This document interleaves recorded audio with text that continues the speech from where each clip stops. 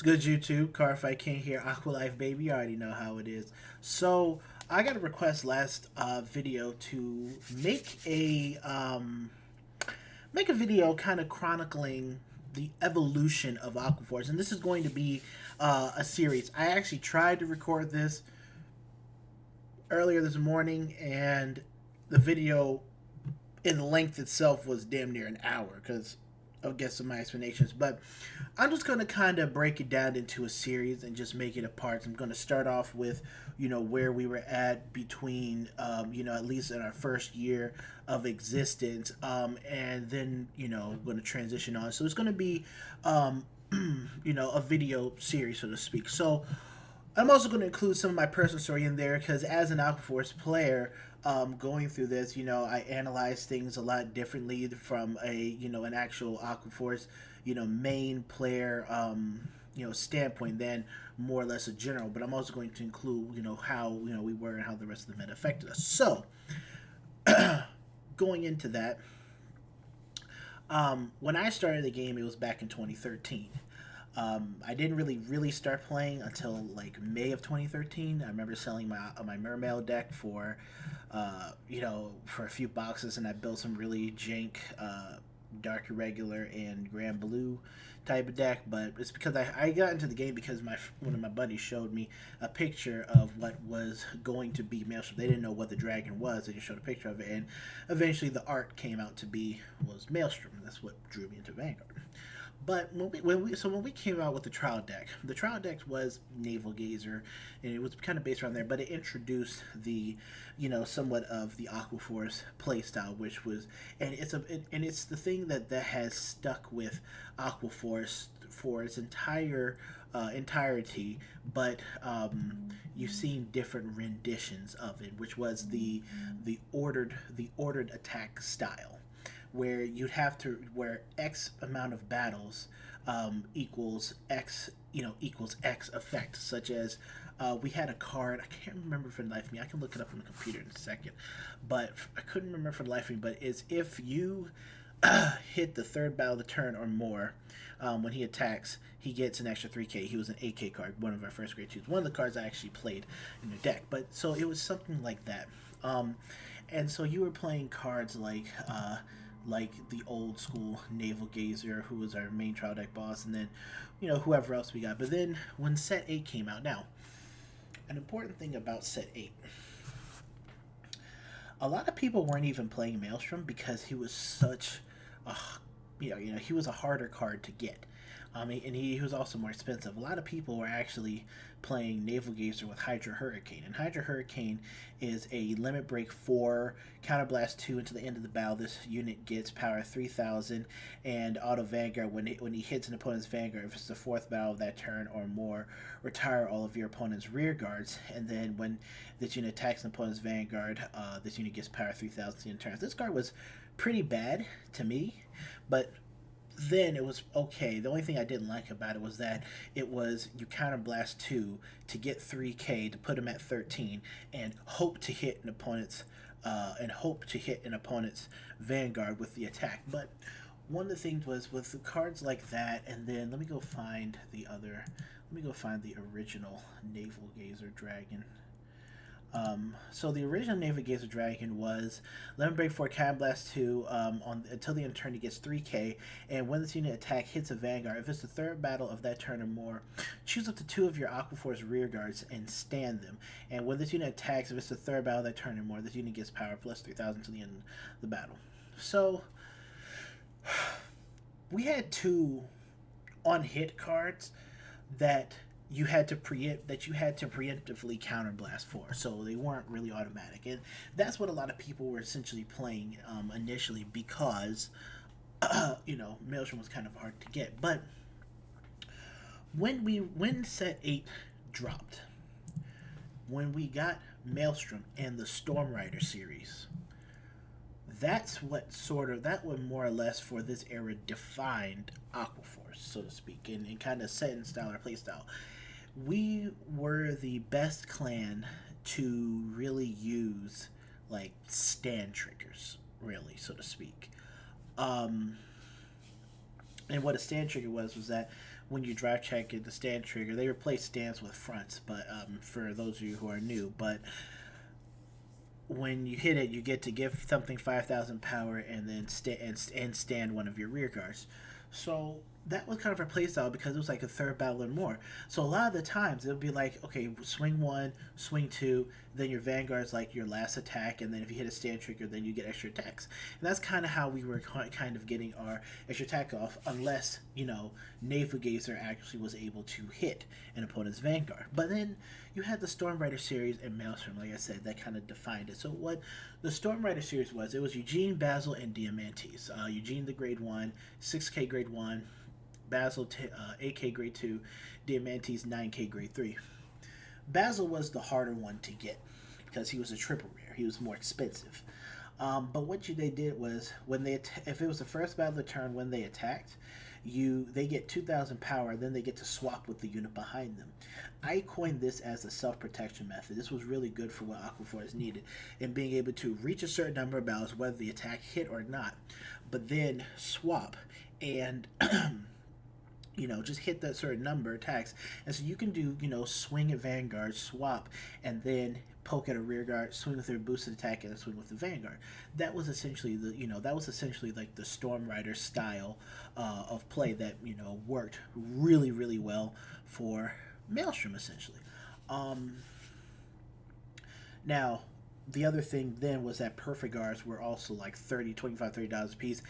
I know, teammate Black Steve, he pulled 3 of my 4 Pascals. I pulled 1 Pascal. He pulled 3 of my 4 Pascals because we would go to this little dinky card shop that was by our community college. So I was able to play with a more complete deck a bit earlier,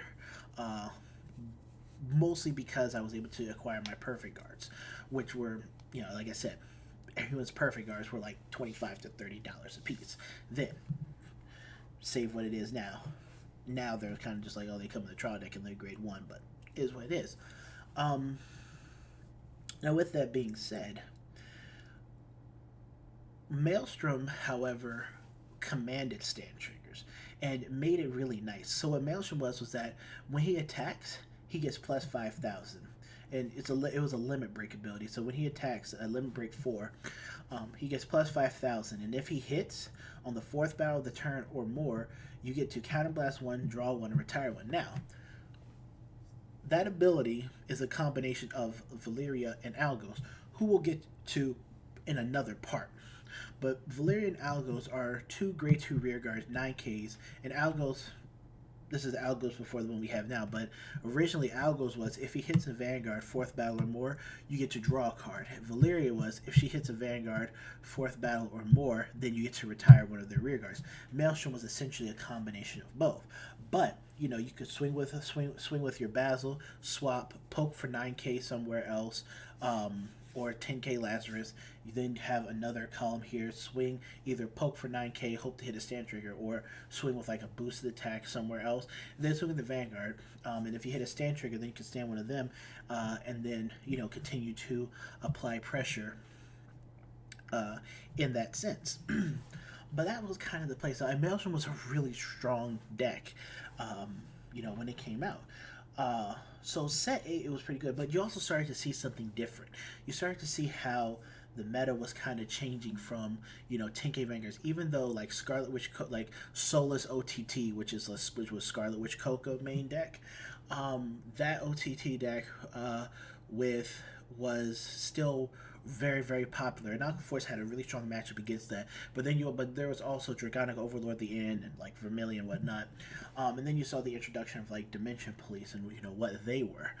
So it was kind of hard for us to hit some some of the Vanguards of the more popular decks that you would see in competitive tournaments. Well, then fast forward to set 9, which said after that introduced Cross Rides, which brought in again more 11k Vanguards, the Cross Ride ability, riding that card over while you have another, the other version of that card in the soul. It's a 13k base, so cards like Basil and Diamantes really stopped hitting as often the more those decks became popularized with Cross Ride. We had Glory Maelstrom. But again, Basil and Diamantes and Eugene and them, they were just there just to hit the just to hit certain number of battles. A lot of time you didn't really run Eugene. It was mostly just Basil and Diamantes. More so, you played 4 copies of Basil and then maybe a copy or two of Diamantes. Riding Diamantes was absolutely horrible, but you still kept the safe place out. Now, Glory Maelstrom, he's to me he wasn't really a, oh yeah, Dragonic Kaiser Vermilion, the blood, I remember that. But Glory Maelstrom wasn't exactly what I would consider to be an Aqua Force card. So what? Because it's like when he attacks, if it's the if you're at 5 damage, so that's ultimate break. You get to counterblast 1. He gets like 5k, and your opponent cannot call grade 1 or higher from their hand. So he was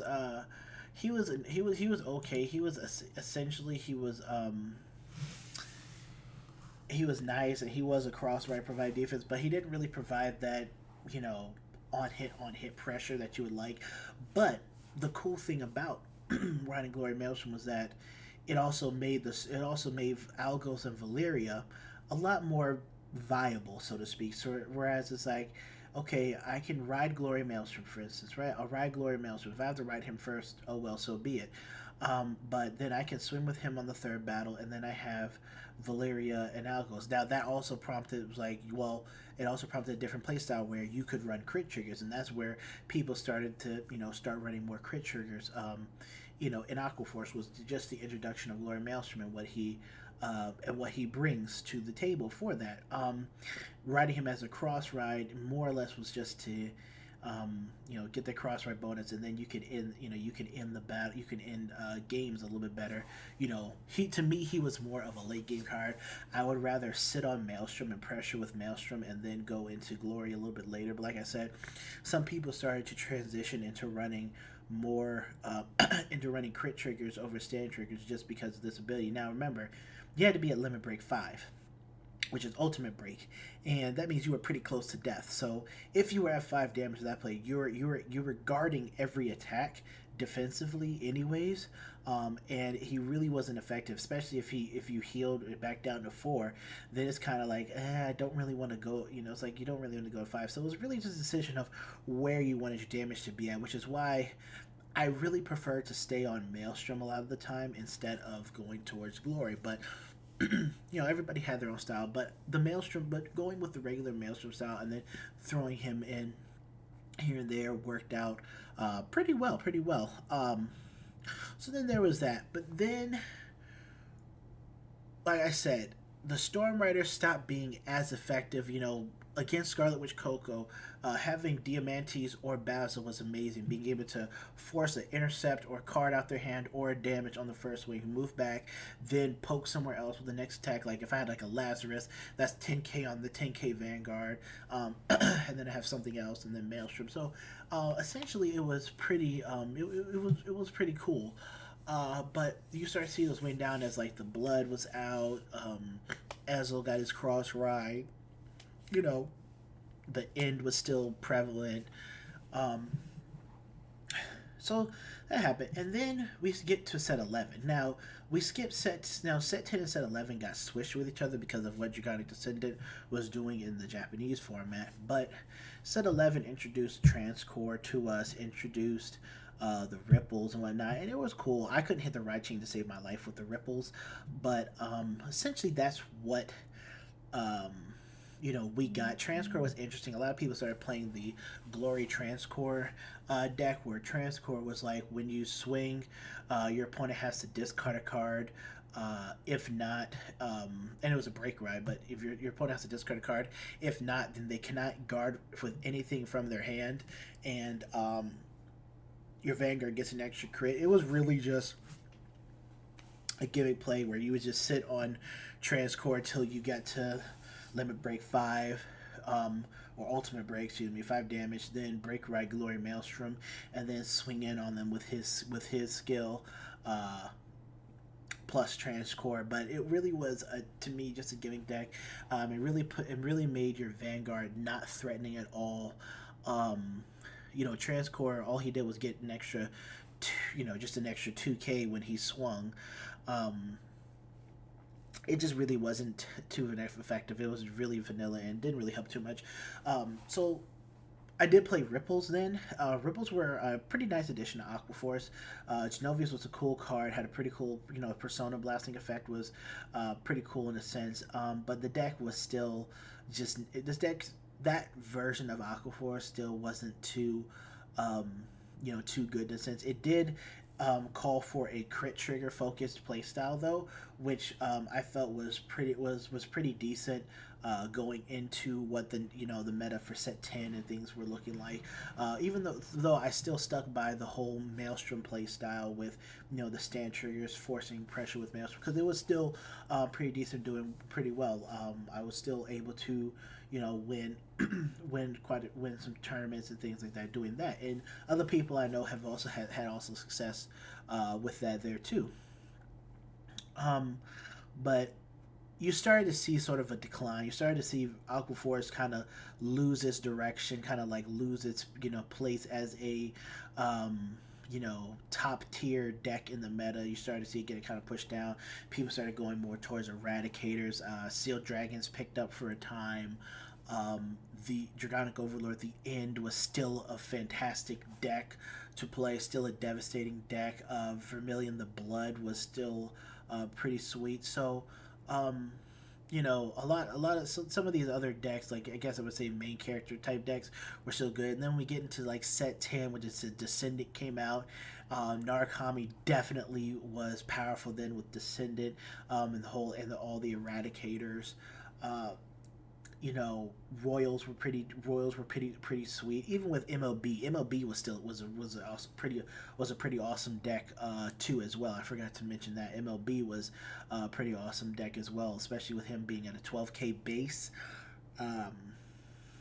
When you had the Blaster Dark and Blade and Soul, so yeah. Aqua Force, like I said, was starting to lose his place a little bit. You know, but then. And I guess I'll cut it here, but where we're at now with Aqua Force around set 10 was right before the set 12. And set 12 was the introduction of Link Jokers and Lock Mechanic. And you guys know how I am with locking. Link Jokers is my second favorite clan. Chaos Breaker is my first round draft pick. And I'll tell you why, you know, when we get to in the next video. But the introduction to Link Jokers and the Lock Mechanic was truly the change. It changed a lot for a lot of other clans and decks, but I feel like that set somewhat of a permanent change in Aqua Force, how we're played, and even how Bushiroad designed, designed the clan moving forward. And it also spelled, and I would even go as far to say, it also spelled the end for Maelstrom being a relevant card within Maelstrom, Maelstrom being a relevant card in Aqua Force. It kind of ended that type of era, just from what the lock mechanic did versus what the play style was. And in order for Aqua Force to evolve and move on, we needed to change, and I will get to that in the next video in the evolution of Aqua Force series. But I wanted to thank you guys for watching. Hopefully, if you guys enjoy this, leave a like, comment if you guys like to tell me what you guys, if you want me to explain a little bit more, keep including my personal story, things like that. Other than that, hope you guys enjoyed, and I'll see you guys next video. Aqua Life Baby, you already know what it is. And we out.